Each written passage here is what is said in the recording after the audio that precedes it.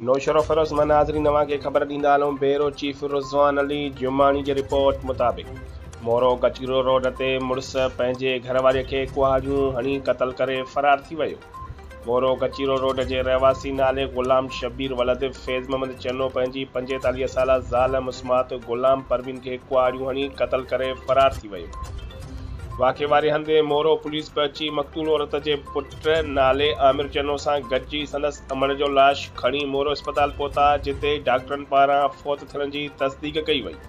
उन मौक़े ते मक़तूल औरत जे पुट आमिर मीडिया खे बयानु ॾींदे चयो त मुंहिंजी अमड़ खे मुंहिंजे वेगे पीउ ग़ुलाम शबीर क़तल कयो आहे। हुन चयो त मां मज़दूरीअ ते हुयुसि त मूंखे पाड़े वारनि इतला ॾिनो ऐं मां जल्दी घर पहुतुसि त ॾिठुमि त मुंहिंजी अमड़ खे मथे में कुहाड़ियूं लॻल हुयूं ऐं रत सां लथपथ ज़मीन ते किरियल हुई। जॾहिं त जवाबदार पंहिंजी घरवारीअ खे कुहाड़ियूं हणी क़तल करण बैदि मौक़े तां फ़रार थी वियो।